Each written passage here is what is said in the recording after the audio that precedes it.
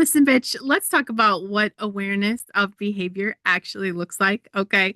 I'll try to keep this very simple because this can be pretty much like a month-long series, and I'm going to try to wrap it up into a show today. Behavioral awareness is the ability to observe yourself in real time without immediately justifying or numbing or trying to fix. So it sounds like shit like this. Okay. I'm about to snap right now. I notice I always quit at this exact point. I'm scrolling because I don't want to feel this. I'm asking for advice, but I already know what I'm avoiding. It's not judgment, it's data. You're watching the pattern instead of being the pattern. And I want you guys right now in this moment to start to recognize that you need the change. And the dead giveaway is the fact that your results are talking louder than your intentions. And if you keep saying you want to change, but your life keeps looping, there's a behavior asking to be addressed. So I want to map that awareness in today's show with four quick things to avoid. An awareness that willpower isn't working, right? And that kind of looks like you're deciding to change again. You rely on motivation spikes, or you can lapse under stress every single time. And it's that I only try to change when I feel inspired and I quit when it gets hard. That's the signal. Number two, awareness that you're repeating the same strategy. That looks like same plan, different week, same diet, same burnout, same promise, same stall. That's the awareness is admitting that you're not failing, you're just refusing to adjust. And that's going to be our pivot today.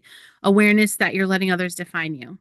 That looks like you're downplaying yourself, you're asking for permission and you're disguising it as advice and you stop short so no one gets uncomfortable. That's like you understanding and being aware that you're editing yourself so you don't lose approval. And number four that I really want to talk about today is the awareness that you're avoiding discomfort. You research instead of taking massive action. You wait to feel ready, which, bitch, if you were waiting for me to feel ready to record a podcast today, it was never going to happen. It is never going to happen. I am drowning with the rest of the United States of America on the first Monday of January. Of course, I don't feel like doing shit. Okay. We've just been on a 2 week long vacation. I don't even know what my next right step was, but here we are. And you also retreat when emotions show up. Okay. It's like, we call it being careful, but it's really actually fear.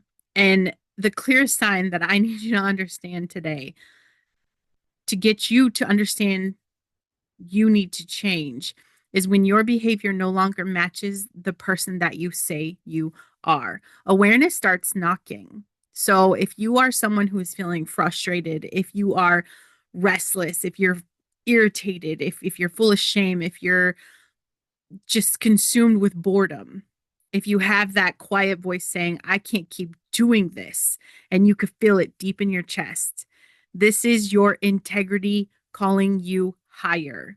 And I'll make this clear, this awareness that I'm talking about, it does not demand perfection. It demands honesty. Once you start to see the pattern, you can't unsee it. And that's when change stops becoming optional, not because someone told you to, but because staying the same finally costs you more than changing. That's real awareness. And that's pretty much where everything changes. So listen, welcome to the Listen Bitch podcast. Okay. This is where we stop pretending we don't know what the problem is. Because let's be real, you don't need more motivation. You don't need another planner. You don't need another quote. You don't need another this time I fucking swear moment. You need awareness, the kind that makes you uncomfortable enough to finally change. Most of your life is running on that DMN, default mode network autopilot. I could help you. I microdosed psilocybin today to kind of help jumpstart my next schedule of surviving because I know what it's like to be on that default mode network. But your habits, your reactions, your um, patterns you didn't consciously choose, but you keep choosing anyway. And until you bring awareness into your behavior, nothing is going to change. You just repeat the same shit and you're calling it bad luck.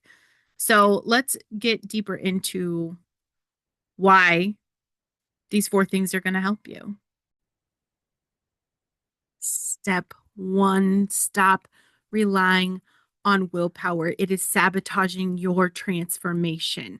Willpower is a trap. And if you are like me and you're super neurospicy or any kind of neurodivergent wiring in your brain, it is an especially cruel trap because we have been sold this lie that change happens through the sheer force of will. That if you just want it bad enough, or if you try harder, you'll break through. But that's not how my brain works. It's probably not how your brain works. And honestly, I don't think that's how any fucking brain works for any sustainable change. Willpower is a finite resource. It's like a muscle that gets exhausted. And for my neurospicy friends, like, your executive function is already working overtime just to navigate the world. Like, you're spending willpower on things other people do on autopilot. So when you try to white knuckle your way through behavior change, like, you're already starting the race completely depleted. Um, and what you're going to do is, with that default mode network, the running program you have, you create a cycle of shame. You do this. You decide Monday morning you're going to do the thing. You're going to wake up early, you're going to eat clean, you're going to work on your business, whatever. You muscle through for a day, maybe three if you're riding high on motivation, and then life happens. Your kid gets sick, you have a bad sleep night, your nervous system gets dysregulated, and suddenly, like, that's our failure. Okay? Here's what I want you to understand. You didn't fail because, like, you're weak or you're undisciplined. You failed because you're using the wrong tools for the job. It's like trying to hammer a nail with a screwdriver. And I've tried that before. And it might work once or twice if you really force it, but it's not sustainable and you're going to hurt yourself in the process. Okay? The shame spiral will start to deepen every time willpower fails you, and it will fail you. You collect more evidence because our brain is looking for that proof and truth that you're not good enough or you can't follow through.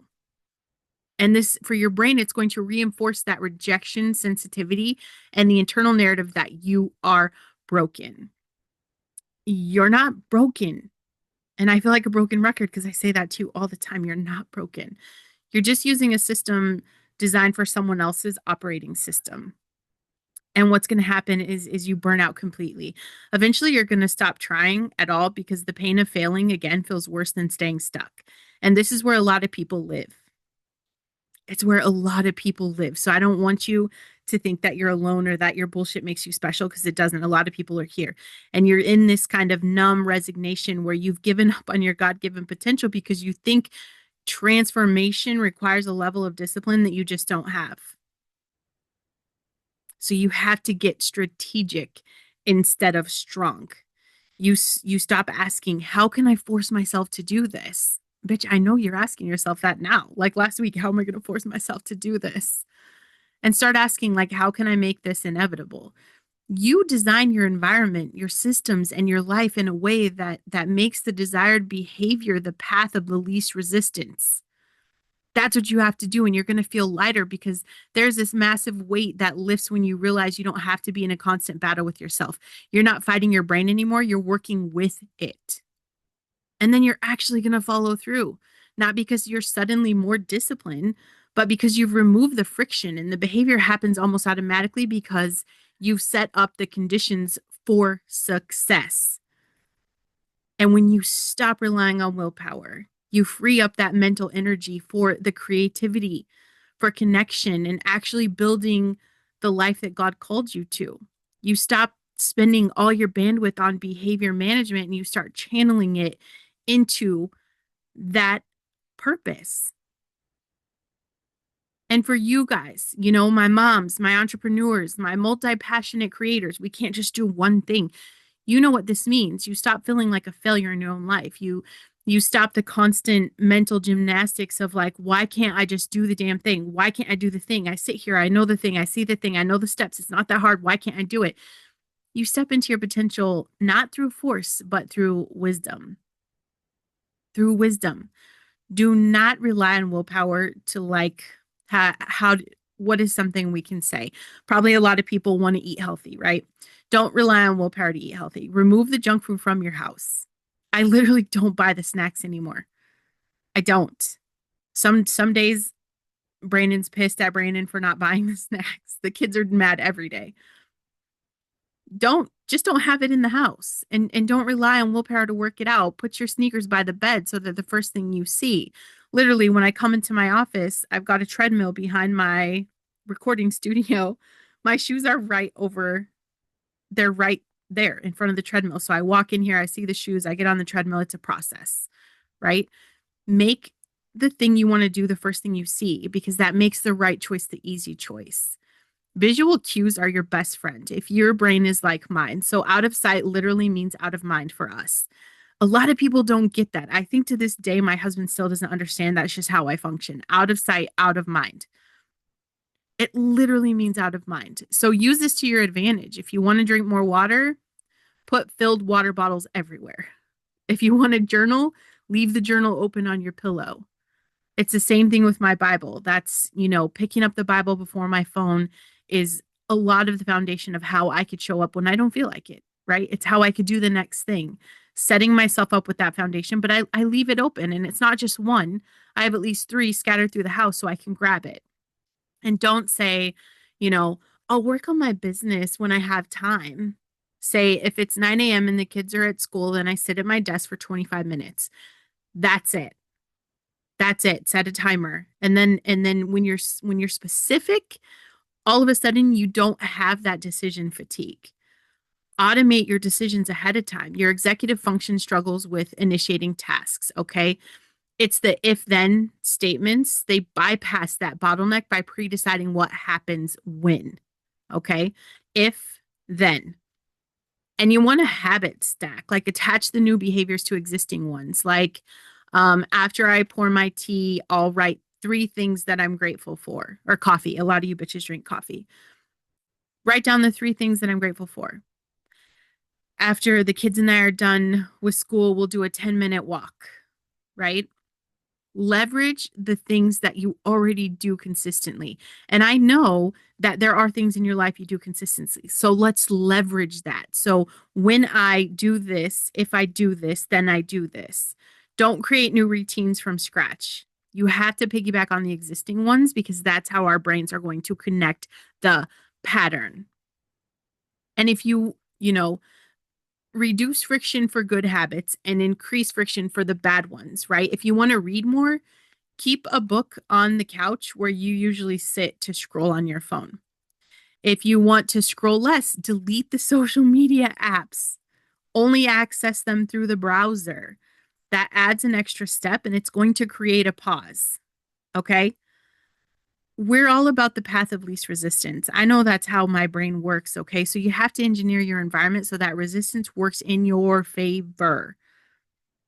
We want identity based change, not outcome based. So I don't want you to focus on, like, I want to lose 20 pounds. Focus on, I'm someone who moves my body daily. The behavior flows from the identity, not the goal. And this is huge for you because, your brain struggles with delayed gratification, but identity, that's now. That's immediate. You get to be that person today, regardless of outcomes. And then use the 2-minute rule. If it takes less than 2 minutes, do it immediately. If it's a bigger task, start with just 2 minutes. Just put on your workout clothes. Just open the document. Just do the first rep. Task initiation is your nemesis, right? Doing this will remove the overwhelm. You're not committing to the whole thing. It's just a tiny first step. And then once you start, momentum carries you. I already can hear you arguing with me in your head. Yes, I'm in your head, bitch. Welcome. Welcome to the show where Brandon hacks into your brain. You're going to say, Brandon, but I should just be able to do it. Wow. That's some internalized bullshit talking. Okay. Our systems don't work like everybody else's system, and that's okay. So stop shooting on yourself. Okay. Stop right now. Your brain needs different strategies, not more shame. So I want you to shift this mindset. It's not I should. I used that for like 3 years straight. And it's like walking uphill forever. There's no downside. You just keep going uphill and it feels terrible because there's no reward. You just need a different way of thinking. Like, I'm going to work with my brain, not against it. That's it. Work with your brain, not against it. This feels like cheating or I'm taking the easy way out. How many times do we say that?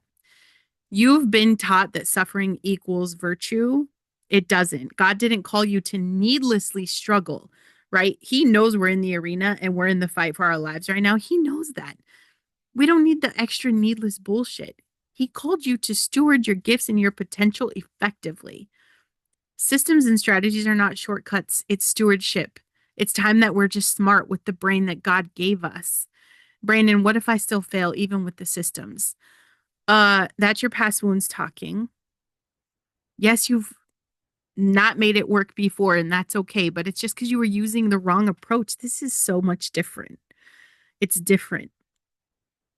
Every adjustment is going to bring you closer to what works for your brain. And the thing that gets me even today, and I'll explain this to you guys, my daughter, her brain is very different than mine. She is very like detail oriented. I wake up, I have to do this and this and this. She needs like a rigid schedule and structure. I don't work like that. And I homeschool, so I have to adapt to what fits her. And so right away this morning when I'm like, okay, we have a new, school session for homeschool.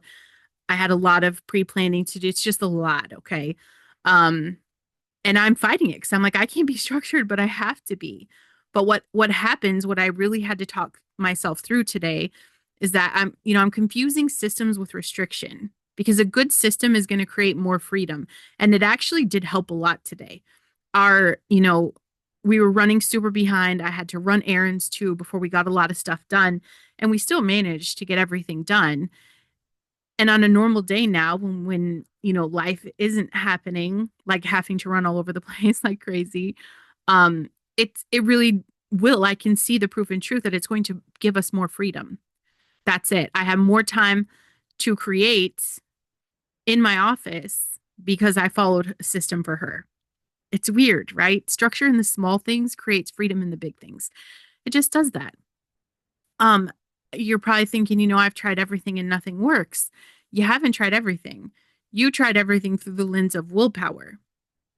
That's it. You've been using neurotypical strategies, so normal brain strategies for a neurospicy brain. It doesn't fucking work.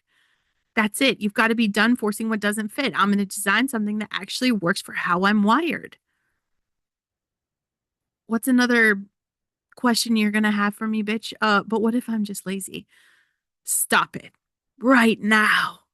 You are not lazy. You're not. I've asked myself the same question. Bitch, I'm a stay-at-home mom running different businesses, 500 podcast episodes deep, a new podcast show, published author, coaching. I'm doing this. I am not lazy. Lazy people don't do all that shit, okay? Struggling with executive function in our brains is not a character flaw. My brain is differently wired, and that's actually my superpower when I work with it correctly. Stepping into your God-given potential has nothing to do with becoming more disciplined and everything to do with becoming more strategic. I want you to make a decision right now to check your behavior and stop fighting your brain. Stop trying to force yourself into systems designed for someone else's operating system. You've been given unique wiring for a reason. Whatever that looks like for me, I was given the neurospicy brain for a reason. I was given that calling for an unconventional approach. These aren't obstacles to overcome. It's part of the package that God put together when He designed me for my specific calling. He did the same thing for you. So stop white knuckling your way through life and start designing it, because when you work with your brain instead of against it, that's when the real transformation begins. That's when you finally step into everything that you were created for. And trust me, it is much better on this side. Stop using the same strategy and expecting a different result. You keep doing the same thing over and over and over. Why is this not working? Your brain's really good at convincing you that the chaos you know is better than the unknown that you don't. This is a non negotiable for a change in our behavior. You cannot, and I mean cannot, step into your God given potential while you're running the same plays that got you benched. You understand? That's like playing for a harvest while you keep planting the same dead seeds. God's given you the potential, but you have to stop sabotaging it with the bullshit that expired the last three times you tried this.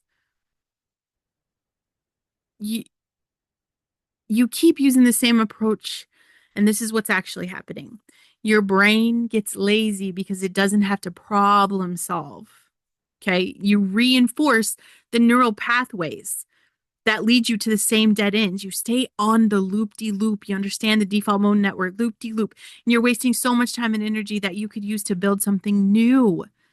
You've eroded your own trust in yourself because deep, deep, deep down, you know it's not working. And what happens if you keep going? I'll paint you a picture. I mean, ask yourself, where were you a year ago?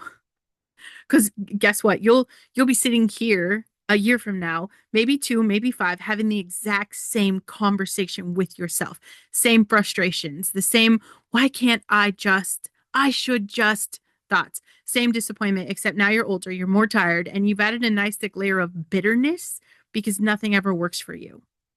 Your potential is still fucking there. Till the day you die, it will be there, still waiting, hopefully not unused. When you actually stop the insanity cycle, that spiral loop, when you stop that, you get uncomfortable as fuck. You do. And that's so good because that is growth knocking. You start asking different questions. Instead of like, why isn't this working? You're going to say, what else can I try? You give yourself permission to experiment. So, like, you become a scientist of your own life instead of victim of your circumstance.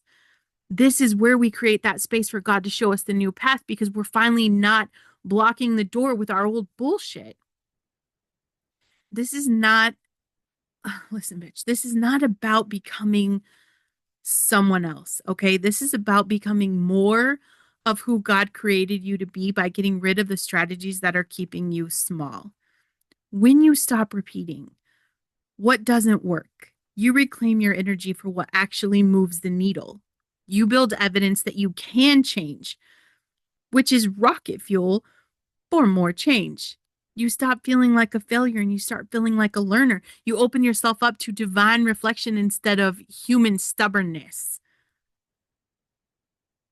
Do a strategy audit this week. You're like, really, homework? I thought we were going to get away with it. No, bitch, get a piece of paper. Write down 3 areas where you're stuck. Under each one, I want you to write exactly what you've been trying to do to fix it. If you have done the same thing more than twice with no results, that strategy is fired. Fired. Done. No more. Implement the 3 strikes rule. You should. Someone should. Our government doesn't have that anymore, do they? I don't think so. There's a lot of repeat criminals on the streets. Let's do this in our homes. Get your house in order, bitch. 3 strike rule. Try something new. If it doesn't work after 3 genuine attempts with slight tweaks, move on. Don't beat yourself up. No shame, no failure. It's just fucking data. This keeps you from both giving up too soon and beating a dead horse. Build a what else list. For every stuck area in your life, brainstorm 5 to 10 completely different approaches. No judgment. Don't pre-reject them. Just write and then pick one, and commit to it for 2 weeks. Get an accountability partner or hire your favorite podcast host as your mindset coach. Not someone who's going to coddle you, someone that's going to call you out, especially when you're sliding back into old patterns. Have someone in your life that's willing to say, bitch, you tried that already. And when you hear that, it should be music to ears because it means that someone's paying attention. Track your experiments. Keep a simple log. What did I try? What happened? This is literally what I print. I mean, it's word for word what I just taught my daughter with science today. Ask the questions. What did I try? What happened? What did I learn? Because then you've got a roadmap of what actually works for your fucking brain and your situation. Maybe you have a normal brain. Maybe neurotypical stuff works for you. I don't know. Can't figure it out for all of you. So you're just going to have to figure out these experiments for yourself. And I want to make sure, especially because when we try to change, this is for my neurodivergent brains, okay? Your brain's gonna freak the fuck out. Like serious tantrums. Um, because like we'll tell ourselves, but this time it'll be different because I'm different. Okay. And I'm just going through I'm list of things that I personally have had to overcome. No, bitch. You being more motivated or desperate doesn't change the fundamental fact that the strategy doesn't work. Your brain will try to convince you that you were the problem, not the method. Sometimes that's true. Maybe sometimes that's true. Teeny tiny amount of times. Most of the time, the method just sucks for how your brain works. Throw in a counter move and ask yourself, has anything about the strategy changed or just my feelings about it? Uh, I can't start something until this is perfect. I ditched this a long time ago, but I know a lot of you guys struggle with this. Your perfectionism is just fear, like dressed up. It's that performance. You'll want to keep tweaking the old strategy just one more time instead of trying something completely new because starting over feels like admitting defeat. It's like staying in a super bad relationship because you're like, oh, I've already put in so much time. No, bitch. Okay. Defeat was 3 attempts ago. Starting over is called wisdom. Same thing with your shitty relationship. Okay. Um, Another block that, it is that the same as the time block, right? It's the money, the sunk cost fallacy. That's the one. It is brutal for neurospicy people because we already struggle with task switching. So your brain is going to scream that walking away means all the money, effort wasted, and it will weigh heavy on you. Um, Staying is wasting more. Bitch, cut your losses. God is not impressed with your stubbornness. You don't get a gold star for that shit. He's waiting for you to surrender.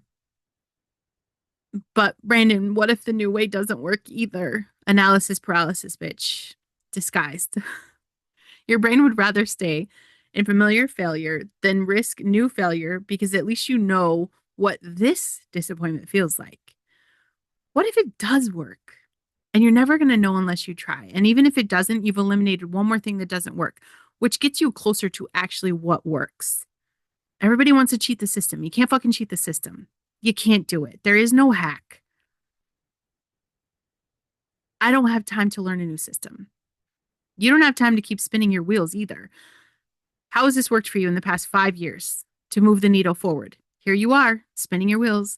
This is executive dysfunction talking. The overwhelm of starting something new feels bigger than the slow drain of continuing something that doesn't fucking work. You don't need a new system. You need one different action, okay? Start there. Everyone else can make XYZ work. So something's wrong with me because it is working for everybody. I see it. I see it too, bitch. This is our neurospicy kryptonite. You understand me? You will torture yourself trying to force those normal brain strategies to work for your brain because you think you're the broken bitch. Different brains need the different strategies, period. Stop trying to fit a square peg in a round hole and find the square hole. Stop repeating the same morning routine that leaves you frazzled. Experiment with 3 different morning flows and see what actually serves your energy.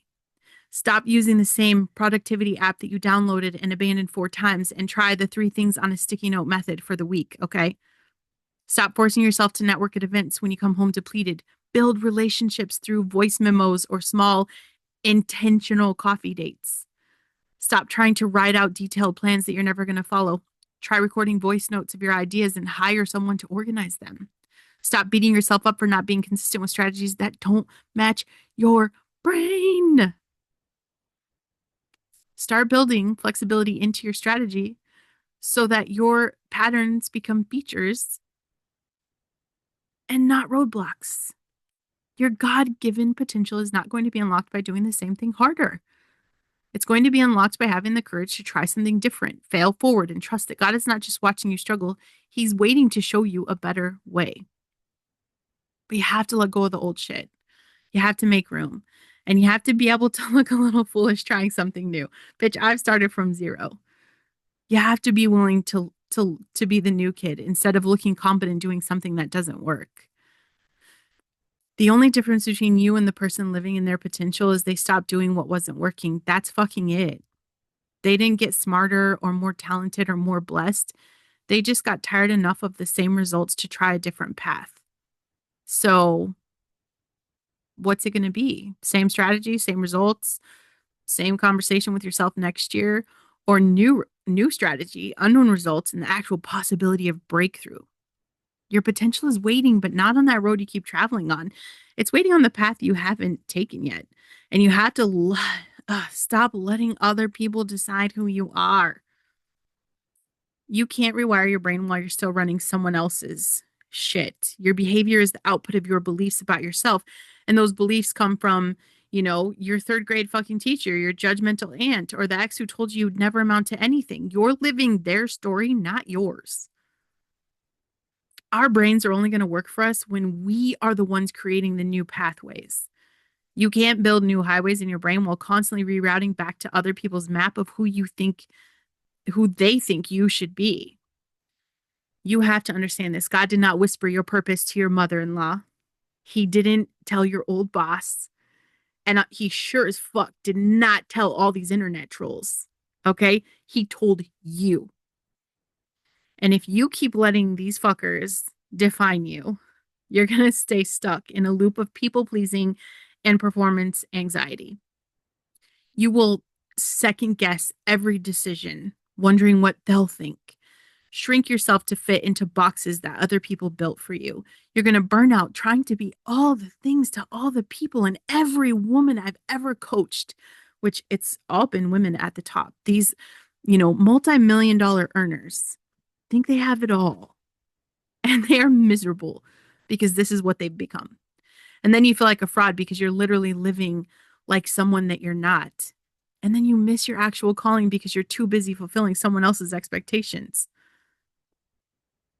You're constantly going to experience cognitive dissonance. Your brain knows the truth even when you're pretending. Okay. Your brain's going to be even more overwhelmed because you're not just managing your own thoughts, you're managing an entire imaginary audience's reactions to everything you do. When you finally stop letting other people decide who you are, you're going to make decisions faster because you're consulting one source, yourself and God, not a fucking committee.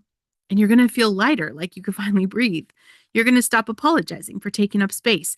You're going to say no without guilt and say yes without resentment. And you're going to show up as yourself consistently. And oh my God, I cannot tell you guys, it's so much easier just to show up as you. You don't have to switch personalities based on who's in the room. And your choices, you guys, you're going to feel so energized by your choices instead of feeling drained by them. You get to stop performing and you get to just start being. This is the unlock for everything else. You can't take consistent action on new behaviors when you're still waiting for permission or approval from people who don't even know your assignment. When you reclaim authority over your own identity, you actually finish things. I hope you guys can't hear that on the podcast because it's my 2x4. You guys is rocking like crazy. You actually finish things because you're not pivoting every time someone questions you. Build momentum because your decisions align with your values. You'll attract the right people, not everyone, the right ones. And you're going to model authenticity for your kids, for your clients, for your community. Stop wasting mental energy on damage control and reputation management. Take an identity inventory. Write down every I am statement that people have said about you. Circle the ones that feel true in your gut. And I want you to cross out everything else. Those crossed out ones, those are the lies that you're evicting. And I want you to have a 72-hour rule. When you're about to make a decision, don't immediately tell everyone. Don't tell anyone. I've even learned like not to tell my husband. I sit on this for 72 hours to see where it's at because this is what needs to happen. If you sit with this for 72 hours, you let your conviction build before inviting other people's opinions. Okay? That breaks that approval seeking pattern. And yes, I have to set those boundaries with my husband because sometimes he just doesn't understand. His brain doesn't work like mine and the things that he thinks he's saying to be helpful are detrimental to me. So I have to be very strong and solid with my boundaries, like literally in so many ways. And then you have to rewrite your narrator. Like whose voice do you hear when you doubt yourself? Name them. Then literally imagine replacing that voice with your voice or God's voice speaking truth over you. When the old voice pops up, interrupt it. Like that's not mine. That doesn't get a vote. That's my mom. That's my Aunt Karen. That's my neighbor. That's my old boss. You know, Figure out who it is and evict them. Uh, this one I think is important, and I didn't even think about talking about it today, but I want you to list the 5 people that you talk to the most. After conversations with them, do you feel bigger or smaller? More yourself or less? Because this will show you who's defining you versus who's supporting you, and then you can adjust accordingly. But you have to stop explaining yourself. I want you to practice making statements without justifications. Like, I'm doing this, period. No more because. Watch how much power you take back when you stop handing people the chance to debate your fucking choices. That's it. I'm starting a podcast. Boom, end of story. There's no because. Create your own scoreboard because no matter what, success is going to be defined on your terms. What actually matters to you? Write that down. And when other people's metrics try to creep in, like your followers, your revenue, conventional milestones, bring yourself back to your scoreboard. That's the one that matters. Instead of living for the approval of other people, become your own authority under God's authority. Consult Him first, not last. You have to trust your gut, which is why I have to read the Bible so I can make sure I know that that is God-given intuition, okay? Make decisions that make you proud, not everybody else comfortable. And stop asking, like, what will they think? And start asking, what does God say about this? Build your definition of success, not theirs. And I know, like, I felt like this is one of the struggles I've had, but I need external validation to know I'm on the right track. Yeah, my brain might crave the external dopamine hits from approval, but that's the trap. You will become addicted to other people's reactions instead of your own alignment. And the validation you're looking for has to come from results and integrity, not applause. Learn to recognize internal validation, like that feeling when something clicks, when you're in the flow, when you know you did what you were supposed to do, even if nobody saw it. What if I'm wrong about who I am? Rejection, sensitive dysphoria makes this fear very loud. But here's the thing. You're not wrong. You might be evolving, but you're not wrong. Other people being uncomfortable with your evolution doesn't make you incorrect. You're not wrong. You're being revealed layer by layer. God is going to show you who He made you to be. You don't owe anyone else certainty. You owe yourself curiosity. I used to think if I stop performing, people will leave. And the truth is, yes, bitch. Some will. And that's the whole point. You are not here to collect everyone. You are here to serve your purpose. The people who leave when you stop performing, they were never your people. They were your audience for the mask, not for you. The right people are attracted to the real me, not the perform me. If I keep performing, I'll build the wrong life with the wrong people. I'd rather be alone as myself than surrounded as someone that I'm not.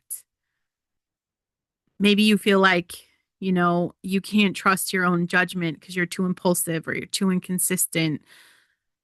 Your brain might make you second guess yourself, but spontaneity isn't the same as unreliability. You're not broken. Like you're designed to pivot, to see connections that other people miss, and to move fast when you have that clarity. The issue is not your judgment, it's that you've been taught to distrust it. You can trust yourself and give yourself grace to adjust. Consistency doesn't mean that you have to live this rigid little life. Like you're allowed to change your mind when you get new information. That's the point of wisdom. And it doesn't make you weak. Another thing I really struggled with because, I love the podcast. I love my podcast, but also it feels selfish. And the truth is, I was conditioned to believe that prioritizing me was selfish in a lot of areas, prioritizing, especially with everything I have going on. That was the thing. Like I've struggled with that, not just with the podcast, but with a lot of things in my life. Like this feels selfish. Okay. What's actually selfish is showing up as a watered down version of yourself and then resenting it for everyone around you for who you had to be. Taking ownership of who you are is stewardship. It's not selfishness. God gave you your personality. He gave you your calling. He gave you your gifts. Hiding them to make other people comfortable is actually the waste. You cannot change your behavior while outsourcing your identity. Stop waiting for permission. Stop shrinking. Stop performing. You already know who the fuck you are. It's just time to act like it. God didn't make you to be an echo. He made you to be a voice. Start using it. And that belief that growth shouldn't hurt. Okay. Yeah, we've been sold a bullshit lie that this is that transformation should feel good. That real change comes wrapped in bubble wrap and positive vibes only. Like it's garbage. That's bullshit garbage. You guys, growth fucking hurts. Period. And if you're waiting to feel comfortable, you're going to be waiting your entire life while everyone else just keeps lapping you. Your brain is literally wired to keep you safe, not to keep you growing. Every time you try to change a behavior, your nervous system is going to freak the fuck out because change equals potential danger in caveman brain language. If you believe growth shouldn't hurt, you're going to quit the second it gets uncomfortable. You're going to interrupt that discomfort as a sign you're doing something wrong when actually discomfort is a sign that you're doing something right. If you have not felt discomfortable, is that a new word today? Yes, discomfortable. If you have not felt discomfortable, you're not doing it right. You cannot change your behavior without pushing through resistance. It's neurologically impossible. Your brain has to create new neural pathways. That process feels awkward. It's frustrating and it's hard. I sometimes am like, am I cheating? Because I do microdose psilocybin because scientifically it's proven to help rewire my brain. But here's the thing. If I took the microdose of psilocybin and I never took the action and the habits to continue to create the new pathways, I've done it for nothing. So you still have to put in the work. It's not a hack, but I definitely can tell you that it makes the decision-making process so much easier for me for so many reasons. So I'm still an advocate for that. I haven't talked about it probably since last year, but and I also haven't done it for a while, but I am back on my 4 days on, 3 days off. Because science, bitch. Because I believe in real science, not the government science. But listen, what happens if you keep that belief? If you continue to believe that growth should feel easy, again, you quit every new habit within 72 hours because the dopamine wears off. Again, science. You're going to stay stuck in those same patterns for years, wondering why nothing changes. You'll interpret every challenge as the universe is telling you this isn't for you. The universe is telling me it's not for me. No. Mm-mm. You want that instead of growth labor pains? Come on, babe. And you're going to surround yourself with comfort instead of challenge. And comfort, where dreams go to die. And you're going to blame yourself for not being disciplined enough when really you just expected the wrong experience. You'll be the person who starts 47 things and finishes nothing. I used to be that person, you guys. Listen, bitch podcast, over 500 episodes. I know the hacks, okay? Stick with me here. You think when it gets hard, you have to stop. But when you actually embrace that growth hurts, everything shifts. You stop quitting. You can distinguish between this is hard but good pain and this is actually harmful pain. You build ridiculous resilience because you're not shocked when things get difficult. And you start finishing what you start because you expect the middle to suck. You know what's going to suck in the middle? The same with a new podcast show, or like, I'm still building an audience on YouTube, and every single day I go back there and I look at the analytics because you have to have X amount of people, X amount of followers, and I swear it's like molasses. I know it's going to suck for a long time. The beginning sucked. The middle commitment sucks. Will it pay off? Absolutely. Am I going to have to change things along the way? I'm already working on strategies. The middle's going to suck. And then you start to develop confidence, okay? Not the fake affirmation bullshit, but like the earned kind that comes from doing the hard shit because you do it. And then you definitely stop looking for permission to quit and start looking for strength to continue. You're drowning in toxic positivity that tells you if it's hard, you're doing it wrong. You need to understand that growth hurts so you can actually stick with your business long enough to see results. So you can stop jumping from strategy to strategy every time it feels hard. So you could build the kind of character that attracts real success instead of chasing shortcuts. How many years have you been chasing the fucking shortcut? How many people have you paid tons of money to take the fucking shortcut? There's not one. You're going to model resilience for your kids instead of showing them what it is to be a quitter. You can trust yourself to handle hard things when, that's going to change everything. Reframe your discomfort language. Stop saying this shouldn't be this hard. Say something like, this is hard because I'm growing. Create a growth pain journal every time. I know, another journal. I don't know. Every time something feels uncomfortable, as you're changing that behavior, what if you write it down? Like, talk about it. What fucking hurts? What's the old pattern wanting me to do? What's the new pattern requiring? And like tomorrow when you wake up, you're going to see the proof that you fucking survived. Schedule a suck session. Not that kind. Unless you're my husband, you could put me on the books. Block 30 minutes daily for the thing that makes you most uncomfortable. What is it? Like cold calling people? Is it writing? Exercise? Whatever it is that you think sucks the most, know it's going to suck, set a timer and do it anyway. And find your this is hard mantra. Like mine is good. That means it's working. That's it. Use what works for you and then say it out loud when you want to quit. And track the streaks, not your feelings. Don't journal about what, whether it felt good.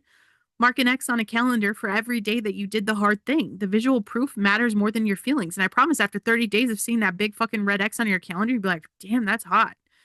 That's sexy. Do that. Do that. And I know people think if I have to force it, it's not authentic to who I am. You're forcing yourself to brush your teeth too, and that's still you, right? And yeah, bitch, sometimes I have to force myself to brush my teeth or force myself to wash my face. I guess brushing my teeth is easier. Washing my face every day, I'm like, oh my God, it's so much work. I have to wash my face. I do it. Growth isn't fake just because it's intentional. Your authentic self includes the version who does the hard shit. The dopamine dried up, so this must not be my thing. Your brain burns through novelty like jet fuel. Of course the dopamine is gone, dummy.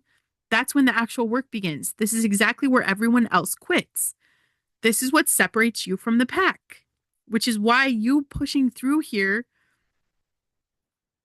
puts you exactly where you need to be. Oh, I shouldn't have to work this hard. People with neurotypical brains don't. They don't. I mean, they do, but it's a different way. And to us, it seems easier.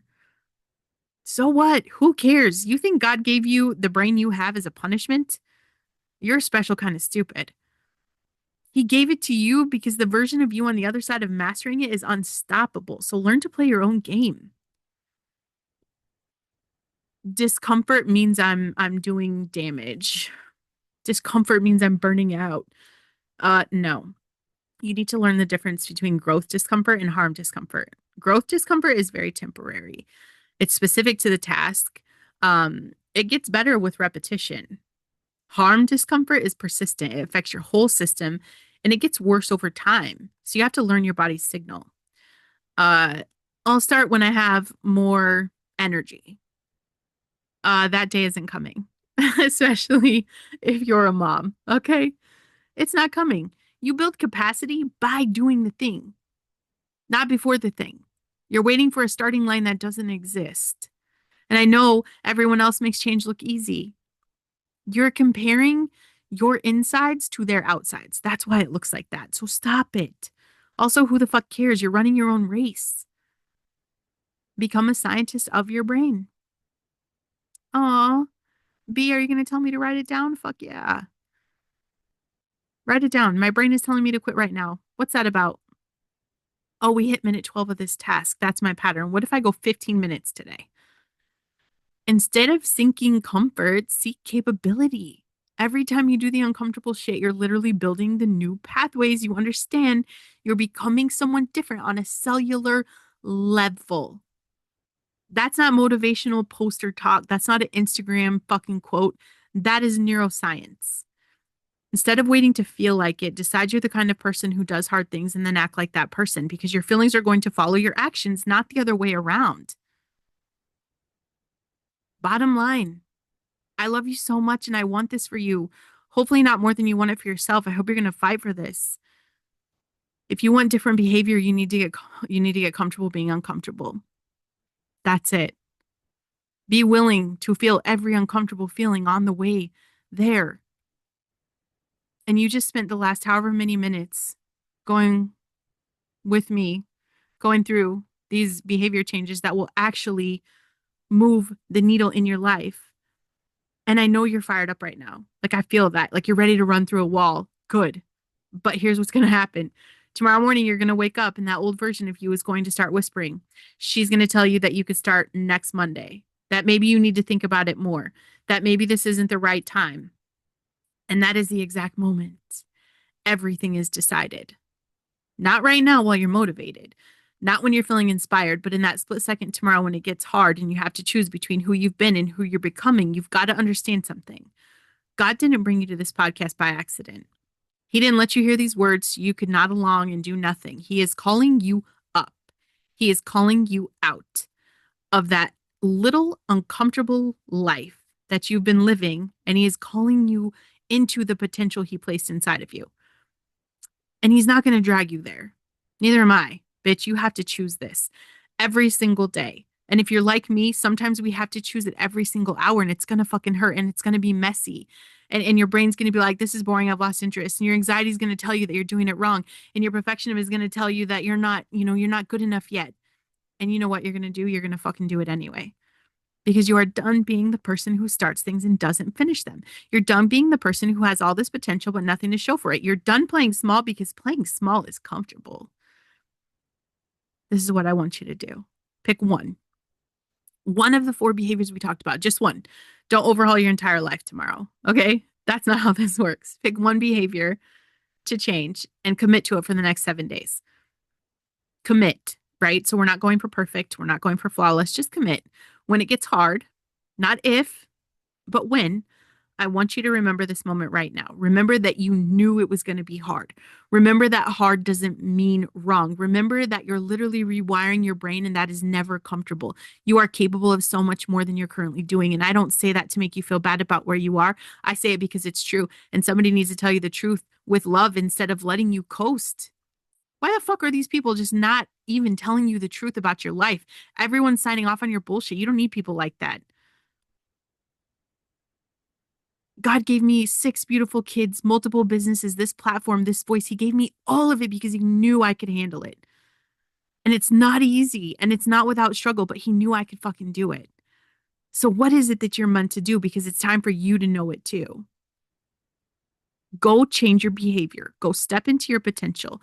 Go be the person God created you to be instead of the person that fear keeps you stuck as. And I'm not here to make you feel good. I'm here because I want to kick you in the ass. And I'm doing it with love so you actually do something with this one and wild, precious fucking life. Wow, how much time have you wasted? Like, let's do it right now. And I know that having the support and having the right people in my life changed everything for me. So I don't want you to be intimidated by what this would look like. I will literally sit down and do a 10-minute call with you to see if I can help you through this, if I could be the voice on your side. Okay.